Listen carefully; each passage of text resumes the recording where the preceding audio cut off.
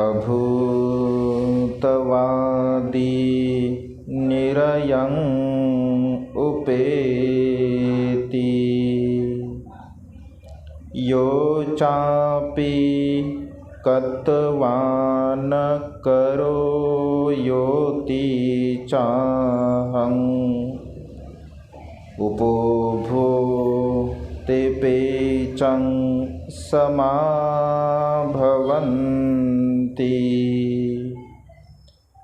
निहीनकम्मा मनुजा परथ। विश्ववंदनीय विश्वशांतिदूत प्रज्ञाशील समाधीचे उद्गाता महान करुणावान करुणेचा सागर तथागत सम्यक संबुद्ध तथागतांचा पावन पवित्र सद्धम्म, त्या सद्धम्माचा सातत्याने प्रचार आणि प्रसार करणारा सदा पूजनीय भिक्खू संघ, बुद्ध धम्म आणि संघ या महान तीन रत्नाचे आम्हा सर्वांना माहिती करून देणारे, आम्हा सर्वांचा आधारस्तंभ, भारतीय घटनेचे शिल्पकार बोधिसत्व गुणपेतंग डॉक्टर बाबासाहेब आंबेडकर यांच्या धम्मक्रांतीमध्ये शेवटच्या श्वासापर्यंत समर्पित राहतो। आज या मंगलमय प्रसंगी, या वर्षावसाच्या पवित्र अशा कालखंडामध्ये सुजाता बुद्ध विहारामधील सर्वच श्रद्धासंपन्न उपासक उपासिका बालक तथा बालिकांनो, आपणा सर्वांच्या प्रती चित्तामध्ये अनंत अनंत मंगलकामना, मंगलमैत्री भावना व्यक्त करून तथागतांच्या धम्मदेशनेला प्रारंभ करतो। आज अत्यंत महत्त्वपूर्ण अशा विषयावरती आपण धम्मदेशना श्रवण करणार आहात। वेगवेगळ्या प्रसंगाला अनुसरून भगवंताचे उपदेश आपल्याला पाहायला मिळतात आणि त्यामुळे भगवंताच्या उपदेशाला समजून घेत असताना प्रसंगाला अनुसरून कधीकधी भगवंताने उपदेश दिले, उपमा दिल्या, दृष्टांत दिले। भगवंताच्या जीवनामध्ये सुद्धा काही प्रसंग आपल्याला पाहायला मिळतात। तसं आता ही जी गाथा मी म्हटली, त्या गाथेचा शब्दशः अर्थ असा होतो, अभूतवादी निरयं उपेति यो चापि कत्वा नं करो येति चाहं उभोपि ते पेचं समाभवन्ति निहीनकम्मा मनुजा परथ। याचा अर्थ असा होतो, खोटे बोलणारा मनुष्य नरकात पडतो। अभूतवादी, वादी म्हणजे बोलणे, अभूत म्हणजे खोटे बोलणे। जो मनुष्य खोटे बोलणारा असतो तर तो मनुष्य नरकगामी म्हणजे दुःखाच्या अवस्थेला प्राप्त होतो। आणि त्याहीपेक्षा तो माणूस जो करूनसुद्धा मी केले नाही असे म्हणतो, तो सुद्धा नरकगामी अवस्थेला प्राप्त होत असतो। म्हणजे दोनही प्रकारचे मनुष्य, जसं एक मनुष्य जो खोटं बोलणारा आहे आणि दुसरा मनुष्य एखादी गोष्ट करतोय परंतु करूनसुद्धा मी ती गोष्ट केली नाही असं जेव्हा बोलतो, तर या दोनही अवस्थेने जीवन जगणारा मनुष्य दुःखाला प्राप्त होत असतो असं भगवंतांनी म्हटलेलं आहे। कारण तथागतांचा धम्म हा कर्म सिद्धांतावरती अवलंबून आहे। जशा प्रकारचे कर्म मनुष्य आपल्या जीवनामध्ये करत असतो, तशा प्रकारच्या कर्माला अनुसरून मनुष्याचं जीवन घडत असतं। वर्तमान काळामध्ये आपण जसे आहोत, आपली जशी मानसिकता आहे, आपलं जसं सौंदर्य आहे, आपल्याकडे जसं धन आहे, आपल्याकडे जी शारीरिक सुदृढता आहे, ज्याला आरोग्य असं आपण म्हणत असतो, म्हणजे आज आपल्याकडे जे काही आहे सध्याच्या घडीला वर्तमान काळामध्ये आपल्याकडे जे काही असतं त्याला दोन कारणं असतात. एक आपण केलेले पूर्वकर्म आणि दुसरी गोष्ट वर्तमान काळामध्ये आपण करत असलेले कर्म. ह्या दोन गोष्टी आपल्या सुखदुःखासाठी कारणीभूत असतात. आज आपल्याकडे जे काही आहे, मग सौंदर्य असेल, धनसंपत्ती असेल, मित्रपरिवार असेल, आपलं आरोग्य असेल, ह्या सर्व काही गोष्टी आपल्या पूर्वकर्माचा परिणाम आणि वर्तमान काळातल्या कर्माचा परिणाम, या दोनही प्रकारच्या कर्माला अनुसरून आपल्या जीवनामध्ये सुख आणि दुःख आपल्याला प्राप्त होत असते. आणि त्यामुळे आपण व्यवहारामध्ये बघत असतो की एका मातेच्या पोटी जरी पुत्र जन्मास आले तरी ते काही सारखे नसतात. ना ते वर्णाने सारखे असतात, सौंदर्याने सारखे नसतात, ते बुद्धिमत्तेने सारखे नसतात, ते ज्ञानीसुद्धा सारखे नसतात, त्यानंतर दिसण्यासाठी सुद्धा ते काही सारखे नसतात. हाईटच्या दृष्टिकोनातून आपण बघतो, किंवा जे भविष्यकाळामध्ये ते जीवन जगतात त्यांच्याकडे धनसंपदा असते, तर त्यांच्याकडे समान रूपाने धनसंपदासुद्धा काही प्राप्त होत नाही. पारिवारिक दृष्टिकोनातून आपण बघतो की सर्वच मुलांचे परिवार सारखेच असतील असंही आपण बघत नाही. म्हणजे वेगवेगळ्या अँगलने, वेगवेगळ्या दृष्टिकोनातून आपल्याला भिन्नता पाहायला मिळत असते. भिन्न भिन्न आपण बघतो. एका मातेच्या पोटी जन्मास आलेले मुलं जरी असतील तरी त्याच्यामध्ये भिन्नता, वेगळेपणा आपल्याला पाहायला मिळत असतो. जसं निसर्गामध्ये अनेक प्रकारचे फळं आहे, अनेक प्रकारचे बीजं आहे, अनेक प्रकारचे पक्षी आहे. वातावरण जरी सारखं असेल, ऊन वारा पाऊस हे सर्वांना जरी लागू पडत असेल तरीसुद्धा मात्र भिन्नता आहे. झाडांच्या पानामध्ये भिन्नता आहे, झाडांच्या फळामध्ये भिन्नता आहे, झाडांच्या वाढीमध्ये भिन्नता आहे. कारण का भिन्नता आहे? सगळे झाडं सारखेच का राहत नाहीत? कारण सर्वांचे बीज काही सारखे नाही आहे. सर्वांचे बीज सारखे नसल्यामुळे झाडं, फळं सारखे पाहायला मिळत नाहीत. अगदी तशाच प्रकारे सर्वांची कर्म सारखे नसल्यामुळे, सर्वांचे कर्म समान नसल्यामुळे त्यांच्यामध्ये सारखेपणा आपल्याला पाहायला मिळत नाही. त्याच्यामध्ये भिन्नता आपल्याला पाहायला मिळते. हा कर्माचा स्वरूप, हे कर्माचा परिणाम, कर्माचा विपाक भगवंतांनी सांगितलेला आहे.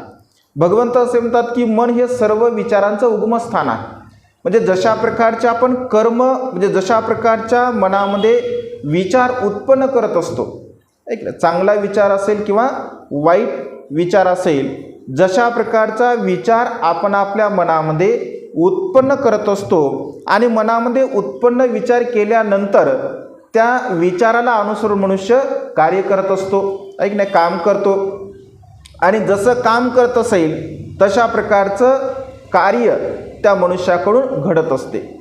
जशा प्रकारचं कार्य असेल तशा प्रकारची म्हणजे कृती आपण करतो आणि कृती केल्यानंतर कार्य घडतं.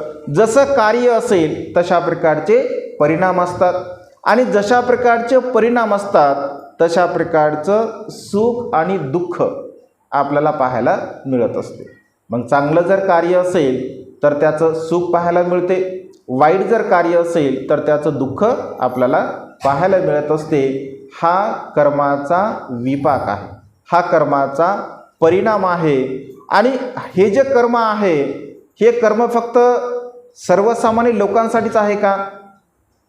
हे कर्म केवळ सर्वसामान्य लोकांसाठी आहेत का? नाही आहे. तर कर्माचा जो विपाक असतो, मग तो सर्वसामान्य व्यक्ती असो, सर्वसामान्य गृहस्थ असो, 5 शिलाचं पालन करणारा असो, 8 शिलाचं पालन करणारा असो, 10 शिलाचं पालन करणारा असो, एखादा साधू असो, संन्यासी असो, भिक्षू असो, भिक्षुणी असो, श्रोतापन्न व्यक्ती असो, सकृतागामी व्यक्ती असो, अनागामी व्यक्ती असो, अरहंत असो, बोधिसत्व असो, प्रत्येक बुद्ध असो किंवा सम्यक संबुद्ध असो, केलेल्या कर्माचा जो परिणाम आहे, कर्माचा जो विपाक आहे, हा सर्वांना सारख्याच स्वरूपामध्ये पाहायला मिळत असतो. कारण भगवंत असे म्हणतात की जर एखादं बीज आपण जर टाकलेलं आहे जमिनीमध्ये तर त्याचं फळ तर उगवणारच आहे. म्हणजे आपण आज एखादं बी टाकलं आणि म्हणजे वाईट बी एखादं टाकलेलं आहे आणि पुन्हा आपण खूप चांगल्या प्रकारचे बी जमिनीमध्ये पेरत आहोत. एका बाजूला तुम्ही कडुलिंबाचं बी टाकलं असेल आणि दुसऱ्या बाजूला चांगल्या चांगल्या प्रकारची फळं टाकलेली असतील तर चांगल्याही प्रकारची फळं येणार आहे, परंतु बाजूला मात्र कडुलिंबाचं सुद्धा झाड येणारच आहे. का येणार आहे? कारण तुम्ही त्याचं बी ऑलरेडी टाकलेलं आहे. मग ते बी तुम्ही म्हणजे जाणीवपूर्वक टाकलेलं असू द्या किंवा अजाणतेपणे नकळतपणे टाकलेलं असू द्या. मग नकळत टाकलेलं जरी असेल आणि जाणून बुजून जरी टाकलेलं असेल तरी परिणाम मात्र येत असतो. कर्माचा परिणाम सारखाच असतो. बरं, साधा एक प्रश्न, जाणून बुजून केलेल्या कर्माचे परिणाम जास्त असतील की अजाणतेपणे केलेल्या कर्माचे परिणाम जास्त असतील?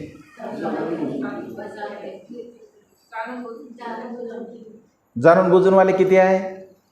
आता जाणून बुजूनवाल्यांची संख्या अजाणतेपणे, अच्छा आई पण बरं, अजाणतेपणे, अजाणते म्हणजे नकळतपणे आपण म्हणतो ना किंवा हे कर्म माझ्याकडून नकळतपणे होऊन गेलं. आणि काही काही कर्म काय म्हणतो आपण किंवा हे कर्म मी जाणून बुजून केलं, मला माहीत होतं हे मी जाणून बुजून केलं आहे की नाही. काही काही अजाणतेपणे आणि काही काही जाणून बुजून कर्म केले जातात. तर काहींना असं वाटतं की जाणून बुजून केलेल्या कर्माचा परिणाम हा जास्त असतो आणि अजाणतेपणे केलेल्या कर्माचा परिणाम जास्त असतो. पण विचार जर केला, चिंतन जर केलं तर अजाणतेपणे केलेल्या कर्माचा परिणाम हा जास्त असतो. जाणून बुजून केलेल्या कर्माचा परिणाम हा कमी असतो. का कमी असतो? जसं उदाहरण आपण बघूया मिलिंद प्रश्नामध्ये. जसं एक उदाहरण दिलं आहे कर्माच्या संदर्भामध्ये. जसं एखादा तप्त गोळा आहे, एखादा तप्त गोळा आहे आणि तो तप्त गोळा तप्त आहे, जे तो तापलेला आहे, जरी त्याच्यावरती जे तापलेली लाली जरी दिसत नसेल पण तो गोळा ऑलरेडी तापलेला आहे. तापलेला गोळा आहे हे मला माहीत आहे की हा गोळा अगदी काही क्षणापूर्वी भट्टीमधून काढलेला आहे आणि हा पूर्णपणे तापलेला आहे. मला तो माहीत आहे. बाबाला तो गोळा तपलेला आहे याची बिलकुल जाणीव नाही आहे. समोर आले आणि सांगितलं, मला सांगितलं की बा या गोळ्याला तुम्ही हात लावा. बाबाला सांगितलं की तुम्ही या गोळ्याला हात लावा. तर जास्त वेदना कोणाला होतील? का होतील? कारण त्यांना ते माहीत नाही की गरम आहे. मग ते जेव्हा हात लावतील तर हात लावल्यानंतर त्यांना जास्त वेदना होतील, कारण त्यांना ती गोष्ट माहीत नाही की हा गोळा गरम आहे. मला वेदना कमी होतील कारण ऑलरेडी मला माहीत आहे की ते गरम आहे. म्हणजे माझ्या मनाने ते ठरवलेलं आहे अगोदरच, त्याला अगोदरच माहीत आहे की गरम आहे आणि चटका बसणार आहे. त्याच्यामुळे मला त्याचा परिणाम काही अधिक होणार नाही. त्यामुळे अजाणतेपणे जे केलेले कर्म असतात सहज आपल्याकडून होऊन जातात. त्याचा विपाक, त्याचा परिणाम खूप मोठ्या प्रमाणामध्ये आपल्याला पाहायला मिळत असतो.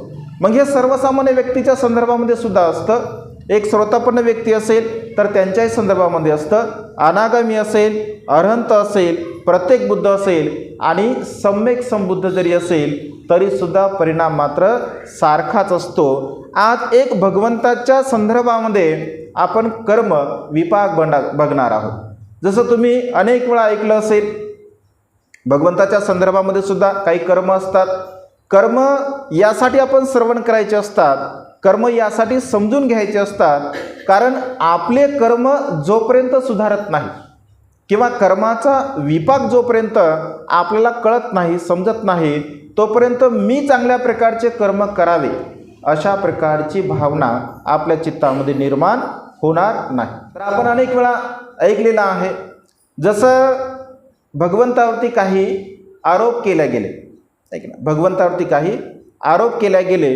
जसं चिंचा नावाच्या स्त्रीने भगवंतावरती आरोप केला, सुंदरी नावाच्या स्त्रीने भगवंतावरती आरोप केला, ऐक ना, चिंचेचा आरोप आहे भगवंतावरती, सुंदरीचा आरोप आहे भगवंतावरती, किंवा अनेक देवतांनी सुद्धा भगवंतावरती वेगवेगळ्या प्रकारचे आरोप केले.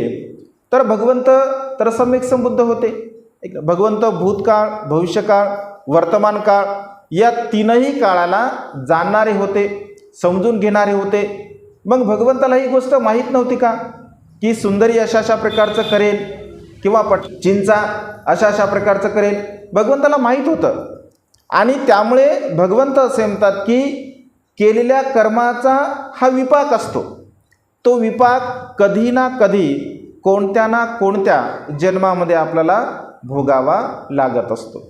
आजच्या देशनेमध्ये भगवंतावरती जो सुंदरीने केलेला जो आरोप आहे त्याच्या संदर्भामध्ये असे कोणते कर्म होते बरं, जे की भगवंताला त्या कर्माचा विपाक, त्या कर्माचा परिणाम त्या ठिकाणी भोगावा लागला?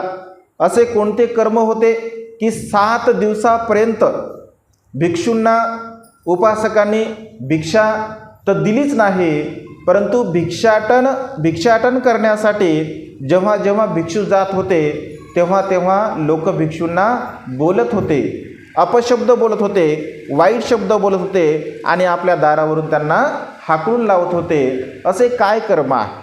तर आपण बघूया चिंचेच्या संदर्भामध्ये.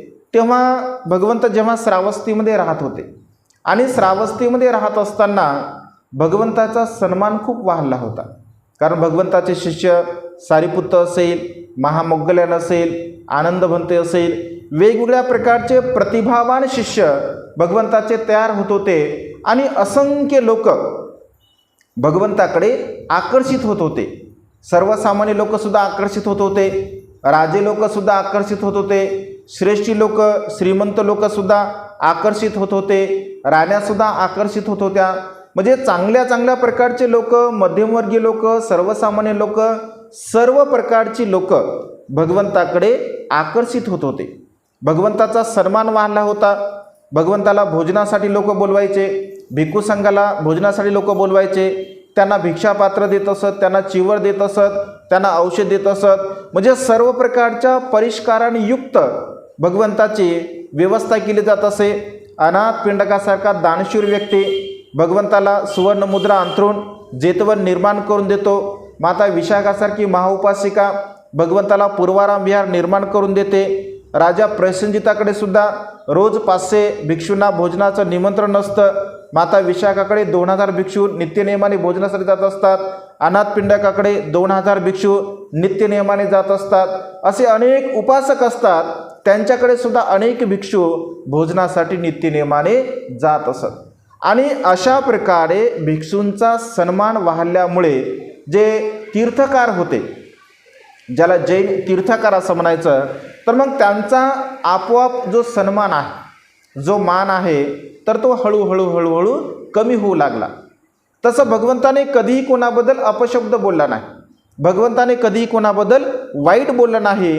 कारण उलट पक्षी भगवंत तर असे म्हणायचे, जर समजा जैन मुनींना जर बोलवणारा एखादा उपासक असेल तर भगवंत स्पष्टपणे असं म्हणत असत की तुझी श्रद्धा माझ्यावरती आहे, भिक्खू संघावरती आहे, पण तू ज्यांच्यावरती तुझी पूर्वी श्रद्धा होती, अगोदर श्रद्धा होती, त्यांनासुद्धा तू विसरू नको, त्यांनासुद्धा तू भोजनदान दिलं पाहिजे, त्यांचासुद्धा तू सन्मान केला पाहिजे, सत्कार केला पाहिजे. म्हणजे अशा प्रकारे भगवंत त्यांनासुद्धा सांगत असत. म्हणजे भगवंताने कधीही कोणाबद्दल असं अपशब्द किंवा कोणाबद्दल वाईट असं भगवंताने बोललं नाही. परंतु इतरांना मात्र, जैन मुनींना किंवा साधूंना अशा प्रकारचं वाटायचं की श्रमण गौतमाचा सन्मान खूप वाढला आहे, त्याचा सत्कार खूप वाढला आहे, त्याला मानणारे लोक भरपूर झाले आहे आणि हा सन्मान कमी झाला पाहिजे, हा सत्कार कमी झाला पाहिजे. मग यासाठी आपण काय केलं पाहिजे? तर यासाठी ते अनेक प्रकारचे प्रयत्न करत असतात आणि अनेक प्रकारचे प्रयत्न केल्यानंतर त्याचे सर्व काही प्रयत्न अपयशी होत असतात. मग त्यांच्याच आश्रमामध्ये येणारे अनेक पुरुष असतात, अनेक स्त्रिया असतात. त्याच्यामध्ये एक सुंदरी नावाची अत्यंत सुंदर, अत्यंत रूपवान अशी एक तरुणी असते आणि ती अशा प्रकारचा वार्तालाप करत असताना ती त्यांची सेविका असते, सेवा करणारी असते. आणि वार्तालाप करत असताना ती तिला म्हणतात की सुंदरिका, तू आमचा जो सन्मान कमी होत आहे हे जाणत नाही का, समजत नाही का? तर ती म्हणते, मी काय करू शकते तुमच्यासाठी? तर ते सांगतात की तू तर अत्यंत सुंदर आहे, रूपवान आहे, तू काहीही सुद्धा करू शकते. तर ती सांगते की तुम्ही सांगा, तुम्ही जसं सांगसाल तसं मी करण्याचा प्रयत्न करते. आणि हे सर्व तिला व्यवस्थितपणे समजावून सांगतात की तिला काय करायचं आहे. मग तिला सांगतात की तू सकाळच्या प्रहरी म्हणजे संध्याकाळच्या प्रहरी तू अत्यंत साज शृंगार करून हातामध्ये पुष्प घेऊन जेतवन विहारामध्ये जायचं. केव्हा जायचं? जेव्हा जेतवनामध्ये असणारे जे उपासक आणि उपासिका आहेत, जेव्हा त्यांची परत येण्याची वेळ असते, म्हणजे धम्मश्रवण करून विहारामध्ये ध्यानसाधना करून जेव्हा ते घराकडे आपल्या परत येत असतात, तेव्हा तू मात्र जेतवन विहारामध्ये जायचं. आणि जेव्हा तुला जर लोक विचारतील की तू कुठे जात आहे, तेव्हा त्यांना सांगायचं की मी जेतवन विहारामध्ये जात आहे. आणि ती मग नित्यनियमाने जेतवन विहारामध्ये जात असे. आणि जेतवन विहारामध्ये गेल्यानंतर फक्त जेतवन विहारामध्ये जात असे आणि लगेच दुसऱ्या रस्त्याने त्या जैन मुनींच्या आश्रमामध्ये ती राहत असे. पुन्हा सकाळी सकाळी जेव्हा उपासक उपासिका भगवंताचं दर्शन घेण्यासाठी विहारामध्ये येत असत, तेव्हा तिकून ती म्हणजे जेतवन विहारामधून पुन्हा येत असे. आणि मग उपासक एकदा, दोनदा, तीनदा अनेक वेळा असे प्रसंग घडतात. आणि मग सुज्ञ उपासक विचारतात की सुंदरिका, तू कुठे होती? तर ती सांगत असे की मी रात्रभर जेतवन विहारामध्ये राहत असे. आणि त्याच्या समोर चलून ती स्पष्ट असं बोलत असे की श्रमण गौतमाच्या निवासस्थानी कुटीमध्ये मी रात्र घालवलेली आहे आणि त्यांच्यासोबत मी वास केलेला आहे. असं जेव्हा लोकांच्या मनामध्ये हा भाव उत्पन्न होतो आणि हळूहळू मग लोक बोलतात, चर्चा करतात. तर काही दिवसानंतर ते ज्यांनी तिला पाठवलेलं असतं, तर ते लोक तिला काही चोरांच्या द्वारा तिची हत्या करत असतात. आणि हत्या केल्यानंतर त्यांना सांगतात की ज्या ठिकाणी भगवंतासाठी जे पूजेला फुलं आणलेली असतात, ते फुलं खूप साचत असत भगवंताच्या समोर. आणि मग भगवंताच्या म्हणजे निवासाच्या बाजूला त्या फुलांचा ढिगारा टाकल्या जात असे. आणि तिथे त्या ढिगाऱ्यामध्ये, त्या कुड्यामध्ये, त्या फुलांच्या ढिगामध्ये तिचं सेव प्रेत त्या ठिकाणी टाकलं जातं. आणि जेव्हा ते तिला मारतात, मारल्यानंतर ते स्वतःहून अशा प्रकारे म्हणजे चर्चा करतात किंवा ती बातमी पसरवतात की सुंदरिका जेतवनी विहारामध्ये जात होती, आता सुंदरिका दिसत नाही आहे, कुठे गेली आहे. आणि असं करता करता ही गोष्ट राजा प्रसेनजित यांच्या कानावरती जात असते. आणि ते लोकसुद्धा जे जैन मुनी असतात ते राजा प्रसेनजिताला सांगत असतात की सुंदरिका विहारामध्ये येत होते, परंतु आता सध्या हल्ली ती दिसत नाही आहे, तिचं काय झालं तर ते आम्हाला सांगावं. तेव्हा राजा आहे, राजा लगेच आपल्या सेवकांना आज्ञा देतो आणि त्यांना सांगतो की जा बघा तुम्ही की सुंदरिका कुठे आहे. मग त्यांना पुन्हा विचार की तुम्हाला काही शंका आहे का, किंवा तुम्हाला असं काही वाटतं का की सुंदरी म्हणजे कुठे असेल. तर तेव्हा ते स्पष्टपणे बोलतात की जेतवन विहारामध्ये ती जात होते, कदाचित जेतवन विहारामध्ये असू शकते. आणि असं म्हणताना ज्या ठिकाणी तिचं प्रेत म्हणजे ठेवलेलं असतं, अगदी त्याच ठिकाणी ही लोक जातात आणि बघतात. आणि बघितल्यानंतर मग राजाला कळते, राजा म्हणतो की ठीक आहे. अशा प्रकारे म्हटल्याबरोबर तेव्हा राजा म्हणतो की असं जर असेल तर तुम्ही ही गोष्ट लोकांना सांगा. आणि ते सर्वच्या सर्व लोकांमध्ये सांगत असतात की अशा अशा प्रकारे श्रमण गौतमाच्या निवासस्थानी सुंदरिका विहारामध्ये जात असे आणि विहारामध्ये गेल्यानंतर तिला त्यांनी मारलेलं आहे. आपल्या गुरुचं जे काय अकुशल कर्म असेल ते लपवण्यासाठी त्यांच्या शिष्यांनी तिला या ठिकाणी फुलांमध्ये गाळलेलं आहे. अशा अशा प्रकारे त्या ठिकाणी भगवंताची भिक्खू संघाची बदनामी केल्या जात असते. असं घडत असताना दुसऱ्या दिवशी जेव्हा भिक्खू संघ भिक्षाटनासाठी जात असे. आणि भिक्षाटनासाठी गेल्यानंतर मग साहजिक आहे, कारण लोकप्रवाह जो असतो तर लोकप्रवाहामध्ये कुठल्याही प्रकारची शहानिशा न करता लोक विचार करत असतात आणि त्यावरती प्रतिक्रियासुद्धा देत असतात. आणि काही लोक सुज्ञ लोक होते, कारण वेगवेगळ्या प्रकारचे लोक असतात. बुद्ध धम्म संघाला जे मानणारे लोक होते, म्हणजे ज्यांचा कट्टर विश्वास होता भगवंतावरती, भिक्खू संघावरती, तर त्यांना ती काही गोष्ट योग्य वाटली नाही. पण ज्यांची श्रद्धा नव्हती, जे अश्रद्धावान होते, त्यांना ती गोष्ट मात्र सहज पटली आणि त्यांनी तशा प्रकारची बदनामी करण्याचा प्रयत्न केला. मग जेव्हा भिक्षू भिक्षाटनासाठी जात असत तर तेव्हा त्यांच्यावरती ते व्यंग करायचे.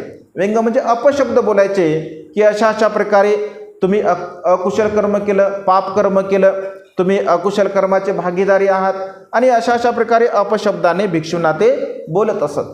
तर तेव्हा भिक्षू भगवंताकडे आले आणि भगवंताला म्हणाले की भगवान, अशा अशा प्रकारे लोक आपल्याला बोलत आहेत, भिक्खू संघाला बोलत आहेत, आपल्याबद्दल सुद्धा ते अपशब्द बोलत आहेत. तर भगवंत असे म्हणतात की हा जो काही प्रवाह आहे हा प्रवाह सत्य नाही आहे, आणि एखादी गोष्ट जर असत्य असेल तर त्या गोष्टीचा जो प्रभाव असतो तर तो प्रभाव काही अधिक काळ टिकत नाही.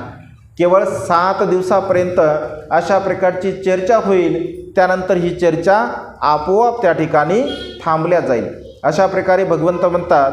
तर भिक्खू संघ म्हणतो की ठीक आहे भगवान, आणि राजा आहे, राजा पुन्हा विचार करतो भगवंताच्या प्रती, तर त्याची श्रद्धा असते.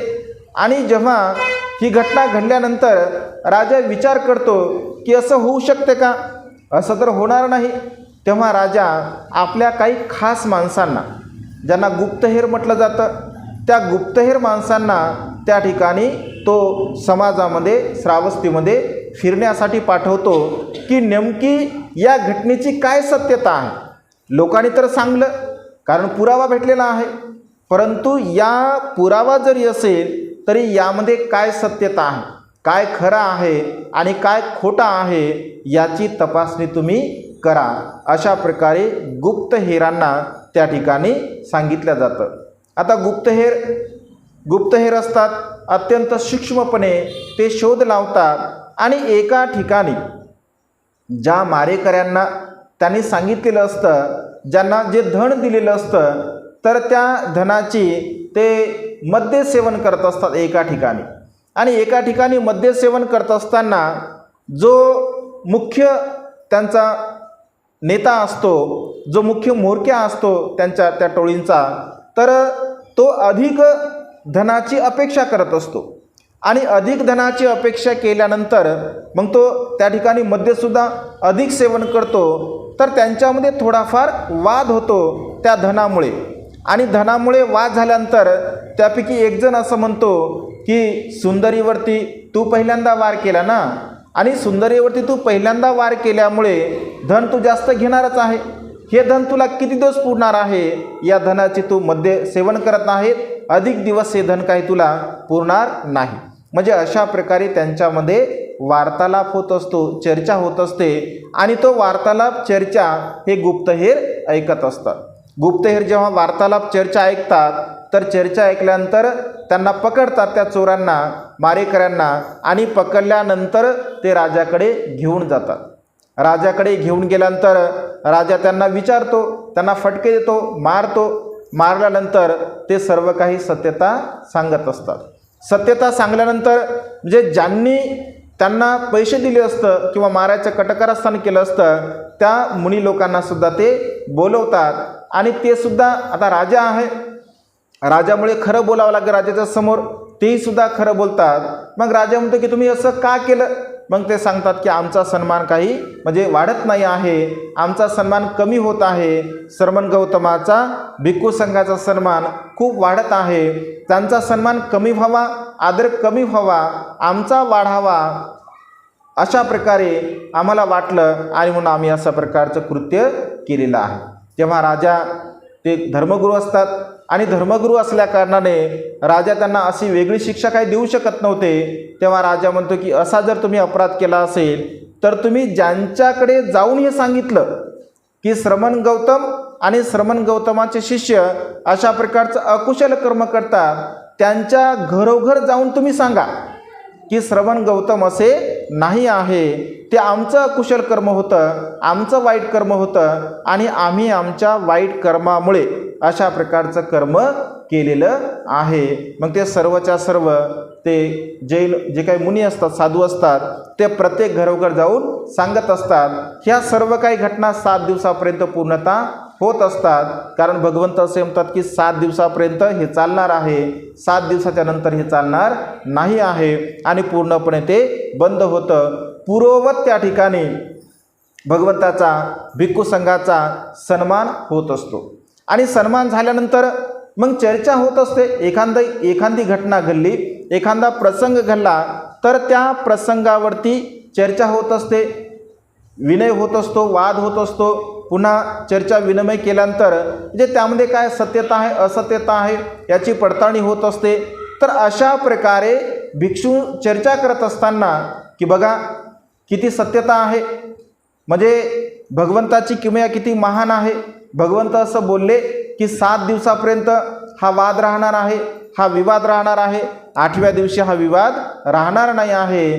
किती सत्यता आहे. म्हणजे अशा प्रकारे भिक्षू चर्चा करत होते. तर चर्चा करत असताना भगवंत त्या ठिकाणी येतात आणि भिक्षूंना म्हणतात की भिक्षूंनो, काय चर्चा करत होते, माझ्या येण्यामुळे तुमच्या चर्चेमध्ये काय असा अडथळा आला, काय तुम्ही चर्चा करत होते. तर मग भिक्षू सांगतात की भगवान, आम्ही अशा अशा या प्रकरणाच्या संदर्भामध्ये चर्चा करत होतो. तर तेव्हा भगवंत असे म्हणतात की भिक्षूंनो, तो माझ्या पूर्वकर्माचा परिणाम होता, तो माझ्या पूर्वकर्माचा विपाक होता. कारण माझ्याकडून जे काही अकुशल कर्म झालं होतं, माझ्याकडून जे काही वाईट कर्म झालं होतं, तर त्या वाईट कर्माचा तो परिणाम आहे, तो विपाक आहे. कारण यांनी तर तशा प्रकारचे कर्म केले. कारण भगवंत असे म्हणतात की एखादा मनुष्य जर खोटं बोलत असेल तर त्याचा परिणाम, त्याचा विपाक त्या मनुष्याला भोगावाच लागत असतो. आणि मी एखादी गोष्ट केली आणि मी ती नाही केली आहे असं जेव्हा तो दाखवतो तर त्याचाही परिणाम, त्याचाही विपाक त्या मनुष्याला भोगावा लागत असतो. आणि भिक्षूंची उत्सुकता वाढली की ते म्हणतात भगवान, म्हणजे अशा प्रकारचं कोणतं कर्म होतं की ज्या कर्माचा विपाक, ज्या कर्माचा परिणाम तुम्हाला भोगावा लागला. तर तेव्हा भगवंत आपल्या पूर्वकर्माच्या संदर्भामध्ये, ज्यामध्ये पुब्ब कम्म पिलोतिक नावाचं जे उदान, अपदान, बुद्ध अपदान या ग्रंथामध्ये भगवंताचे जे पूर्वकर्म आहे त्या पूर्वकर्माच्या संदर्भामध्ये काही विशेष भगवंताच्या जीवनामध्ये असणाऱ्या ज्या घटना होत्या तर त्या घटनेच्या संदर्भामध्ये विश्लेषण आपल्याला पाहायला मिळतं. तर असं म्हटलं आहे, अनोत्तत्त नावाचं एक अत्यंत सुंदर आणि रमणीय असं वन होतं, सरोवर होतं. त्या सरोवराच्या बाजूला सुंदर असं वन होतं. त्या वनामध्ये महाभिक्खू संघ वास्तव्य करत होता आणि त्या महाभिक्खू संघाच्या समेत भगवंताने आपल्या पूर्वकर्माच्या संदर्भामध्ये, म्हणजे भगवंताच्या जीवनामध्ये कोणत्या कोणत्या घटना घडल्या त्या घटनेच्या संदर्भामध्ये जे जे काही कर्म आहे, जसं चिंचेचं कर्म आहे त्या संदर्भामध्ये सुद्धा भगवंतांनी सांगितलं.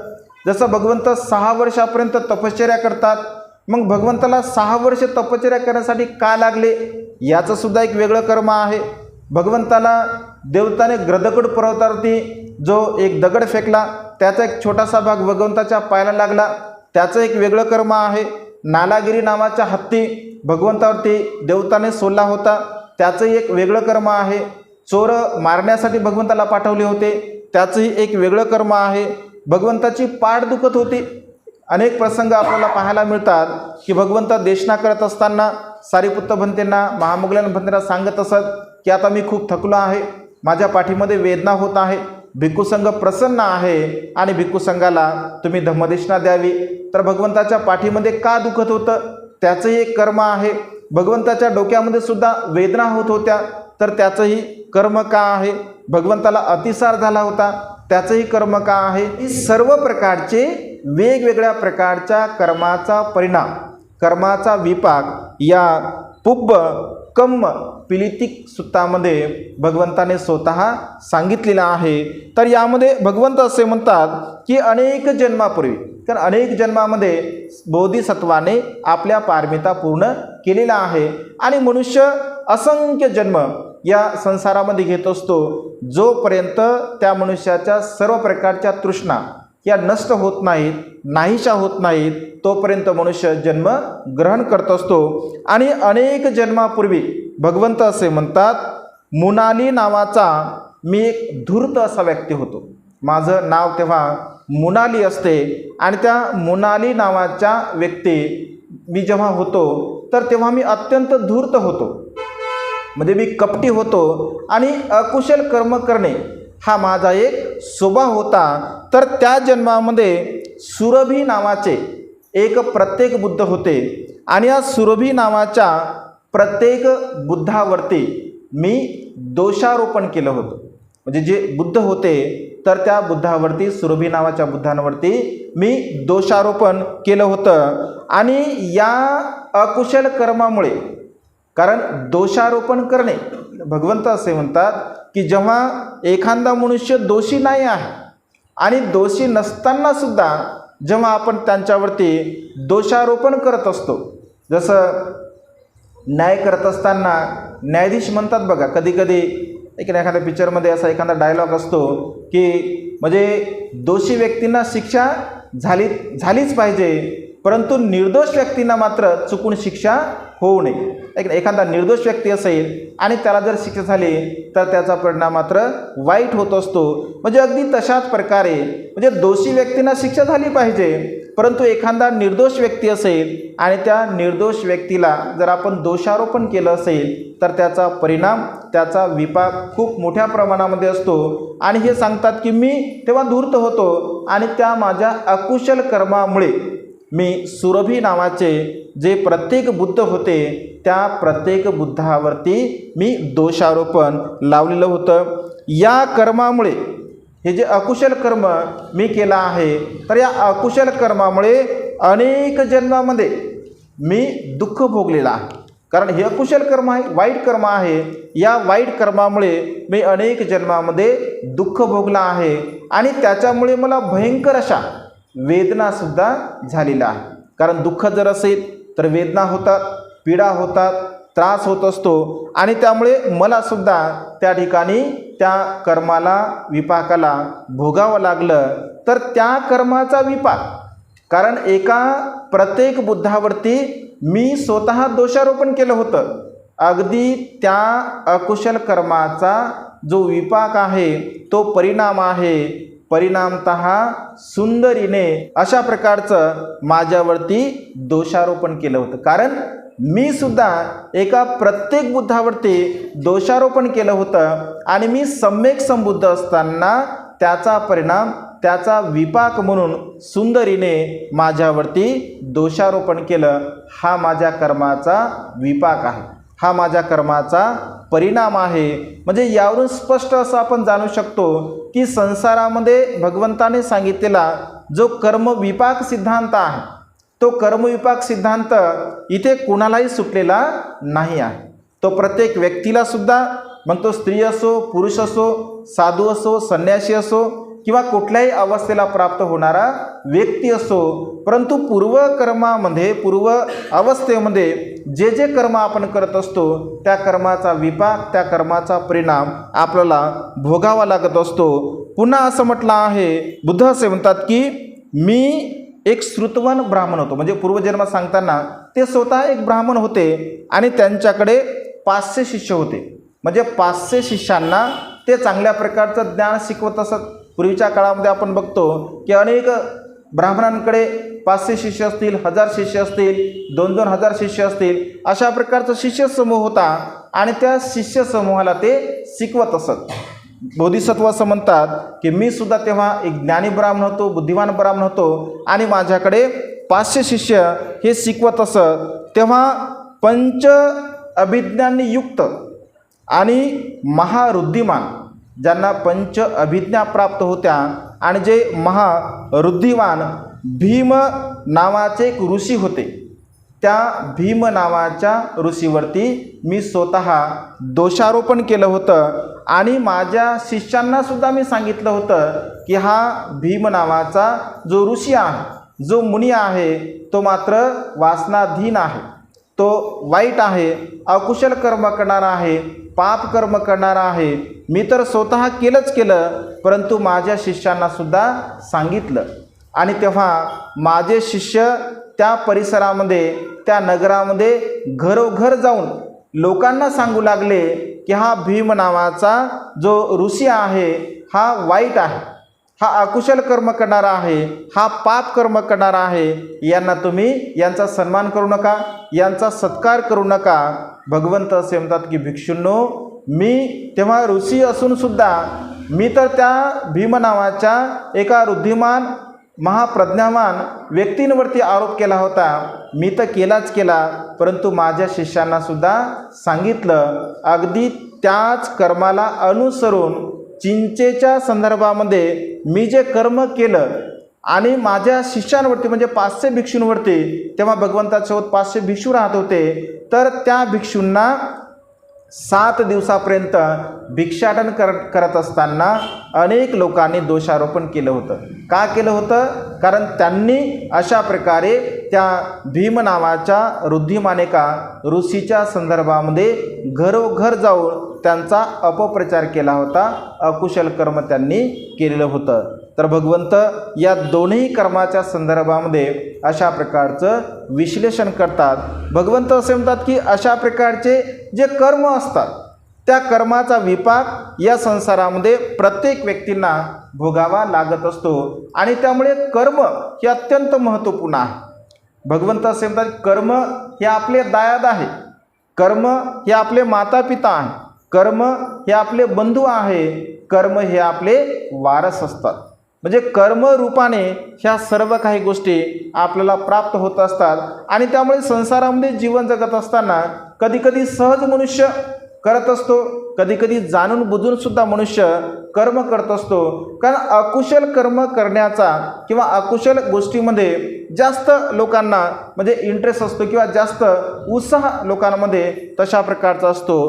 परंतु भगवंत असे म्हणतात की आपण अशा प्रकारचे कर्म जेव्हा करत असतो, आता जरी आपल्याला ते वाटत असेल की हे कर्म म्हणजे याचा परिणाम काही मिळणार नाही किंवा काही क्षणापुरतं आपल्याला ते कर्म केल्यामुळे आनंद वाटत असेल, प्रसन्नता वाटत असेल किंवा काही क्षणापुरतं सुखसुद्धा मिळत असेल, परंतु भगवंत असे म्हणतात की अशा प्रकारच्या क्षणिक सुखासाठी आपण आपल्या कर्माचं बीज त्या ठिकाणी टाकत असतो. आणि जर आपण कर्माचं बीज जर त्या ठिकाणी टाकत असेल तर त्याचा परिणाम, त्याचा विपाक आपल्याला आपल्या जीवनामध्ये निश्चितपणे प्राप्त होत असतो. आणि त्यामुळे भगवंत राहुलाला उपदेश करताना समजतात की राहुल, अजाणतेपणे तर आपण कर्म करूच नये, अजाणतेपणे आपण कर्म करूच नये, पण जाणून बुजून सुद्धा कर्म मजाक म्हणून सुद्धा आपण कधीही अकुशल कर्म करू नये. कधी कधी मजाक म्हणून सुद्धा मनुष्य काही काही कर्म करत असतो. तर भगवंत असे म्हणतात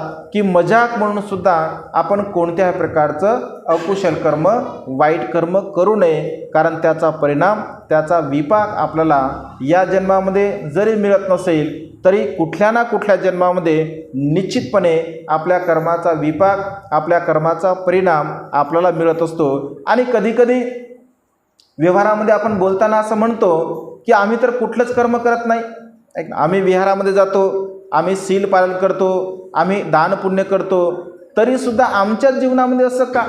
याने कधीकधी प्रसंग घडतात मनुष्याच्या जीवनामध्ये, काही दुःखाचे प्रसंग असतात आणि मग दुःखाचे प्रसंग निर्माण झाल्यानंतर सहज लोक बोलतात की बंदेजी आम्ही तर एवढं चांगलं कर्म करतो, परंतु आमच्याच म्हणजे मग बोलता बोलता की आमच्याच नशिबी असं का म्हणतात, की नसीब शब्द जर आपल्याकडे फेमस आहे किंवा आमच्याच नशिबी असं का म्हणतात.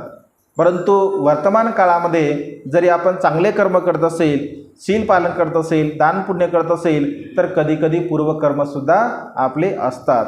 आणि त्यामुळे असं आपण खचून नाही गेलं पाहिजे. भगवंत असे केवळ पूर्वकर्मावरती डिपेंड पण नाही राहू शकत आपण.